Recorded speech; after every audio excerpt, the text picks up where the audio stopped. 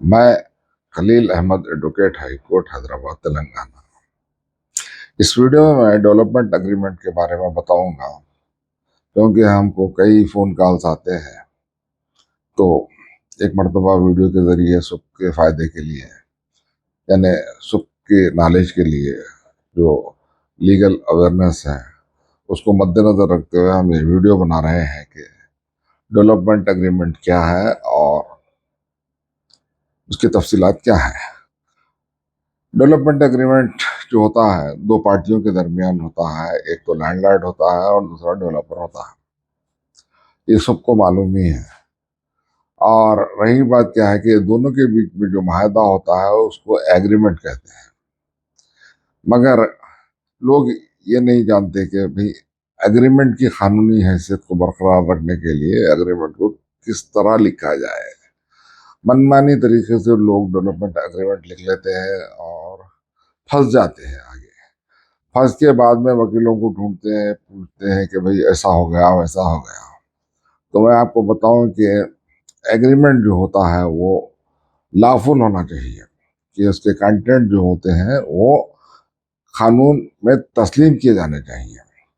और ख़ास तौर पर ये कंट्रैक्ट एक्ट में बताया जाता है कि all agreements are not contract, all contracts are agreements, यानी तमाम अग्रीमेंट जो होते हैं वो कॉन्ट्रैक्ट नहीं है, और तमाम कॉन्ट्रैक्ट जो होते हैं उसमें एग्रीमेंट है। यानी जो भी कॉन्ट्रैक्ट होता है देयर मस्ट बी एग्रीमेंट, और एग्रीमेंट लॉफुल होना है। लॉफुल होने के लिए उसके क्लाजेस लॉफुल होने चाहिए।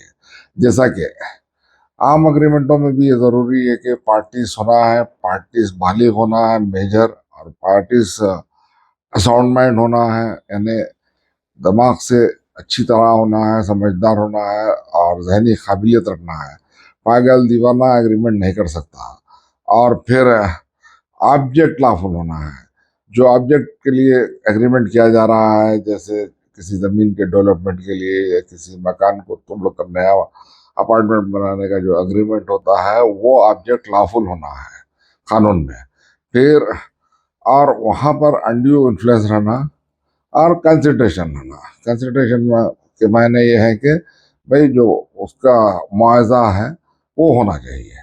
तो अब यहाँ पर क्या होता है कि लोग हैदराबाद में हमें देख रहे हैं कि 150 गज के प्लाट वाला बिल्डर को बुला के दे दे रहा है कि मेरे प्लाट पर एक अपार्टमेंट बनाओ, 50-50 लेकर हम बांट लेंगे, तो 5 मंजिल बना दीजिए, पेंट हाउस डाल दीजिए। ये तमाम जो चीज़ें हैं ना उसकी कानूनी हैसियत होना चाहिए।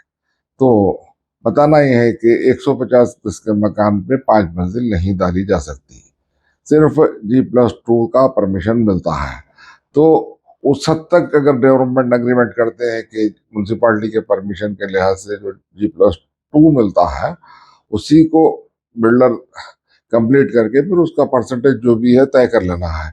उससे ज़्यादा अगर बिल्डर करता है तो वो गैर कानूनी हो जाता है, अनलॉफुल है, और वो बिल्डिंग लीगलाइज भी नहीं होती, रेगुलराइज भी नहीं होती, और फिर वहाँ पर रजिस्ट्रेशन का सवाल हो जाता है, टाइटल वल्नरेबल हो जाता है, कानून से बाहर हो जाता है। और बाद मरतबा ऐसे छोटे छोटे प्लाट्स को डेवलपमेंट पर दे देते हैं लोग लालच में। तो जब बिल्डर काम करता है तो वो कमर्शियल अंडरस्टैंडिंग से काम करता है, और करते हुए क्या करता है कि सेटबैक सही नहीं छोड़ता है, तो पड़ोसी को गुस्सा आता है और पड़ोसी GHMC से भी रुजू करता है। फिर बाद में रिट पिटीशन डालता है, तो रिट स्टे हो जाता है, काम रुक जाता है, और वो काम होता ही नहीं है, और जो जमीन दिया है वो फंस जाता है। तो अगर एग्रीमेंट सही तरीके से लिखा जाता है तो एक तरफ बिल्डर को भी सेफ रखा जा सकता है, और दूसरी तरफ जिसने जमीन दी है, जिसको लैंडलॉर्ड हम कहते हैं, तो लैंडलॉर्ड भी सेफ रह सकता है। और फिर एग्रीमेंट में ऐसा क्लास होना चाहिए जो जिसको हम लीगल टर्म में कहते हैं फोर्स मेजर क्लास, यानी अगर कुदरती तौर पर जैसे तूफान आ गया या दलदला आ गया, उससे नुकसान हो जाता है, इसको एक्ट ऑफ गॉड कहते हैं। खुदा का काम जो आफात समावी है उसमें जो नुकसानात होते हैं उसके बारे में भी तफसीलात करना ज़रूरी है। और जो कंस्ट्रक्शन होता है तो उसके लिए कार पॉलिसी लेना है, contractors all risk policy insured होना चाहिए। ये क्योंकि कोई वर्कमैन अगर इंजूर होता है या फिर वो प्रोजेक्ट में कोई नुकसान हो जाता है तो इंश्योरेंस कंपनी उसकी तलाफी करती है। तो ये बारीक बारीक तमाम जो पॉइंट्स हैं, लीगल पॉइंट्स, वो एक आम आदमी को नहीं मालूम रहते और आम लायर को भी नहीं मालूम रहते। ये जो एग्रीमेंट जो लीगल बनना है और उसमें सेफ्टी होना है तो आपको एक सिविल एडवोकेट से जो कंट्रैक्ट एक्ट में महावर हो उससे आपको एग्जीक्यूट कराना है, लिखाना पड़ेगा, ड्राफ्टिंग कराना पड़ेगा। और फिर उसकी फीस भी देना पड़ेगा। एक 25,000 रुपये की चार्ज होती है, 50,000 होती है। और आला एडवोकेट जो होते हैं वो तकरीबन 5 लाख रुपए भी चार्ज कर रहे हैं। तो ये फीस को बचाने के वास्ते जो लैंडलॉर्ड्स हैं, बिल्डर्स हैं, वो प्रोफार्मा लेके कर ले रहे हैं। कर लेके अब हर मामले में मुश्किल आ रही है और फिर एक दूसरे पे इल्जाम दे रहे हैं और फंसे के फंसे हैं।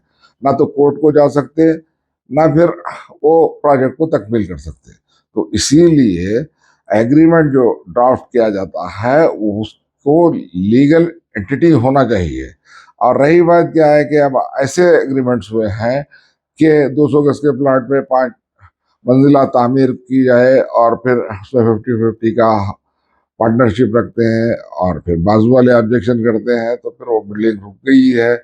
और बिल्डर ये कहता है कि बाजू वालों के ऑब्जेक्शन से बिल्डिंग कानूनी तौर पर रुक गई है, मेरा नुकसान हो गया है। और दूसरी तरफ मकान मालिक कहता है कि मैं आपको घर दिया था, वो घर को तोड़ दिए हैं आप। और ना तो मालिक मकान कोर्ट को रुजू हो सकता है और ना बिल्डर रुजू हो सकता है और ये मामला लटके का लटका रहता है। तो जब ऐसे एग्रीमेंट्स लीगल होते हैं तो मालिक मकान को इख्तियार होता है कि वो स्पेसिफिक परफॉर्मेंस का दावा अदालत में करके रिलीफ पा सकता है। और अगर मालिक मकान की तरफ से अगर कोई मुश्किल आती है तो बिल्डर भी मालिक मकान के खिलाफ वो एग्रीमेंट को अमलावरी में लाने के लिए केस कर सकता है और कानून की बंदिश में अपना काम मुकम्मल करके फिर वो मालिक मकान को उसका हिस्सा अदा कर सकता है। ये कब होता है? जबकि वो ऑब्जेक्ट लाफुल हो और वो एग्रीमेंट में जो ऑब्जेक्ट है, जो काम करने की बात है, सब्जेक्ट मैटर वो लीगल होना चाहिए। जब लीगल है तभी आप अदालत से रुजू हो सकते हैं और अदालत से रिलीफ ले सकते हैं। अगर नहीं करते हैं तो अगर मनमानी करते हुए सादा कागजों पे बांड पे लिख लेके आप अगर करते हैं तो आपको नुकसान उठाना पड़ता है।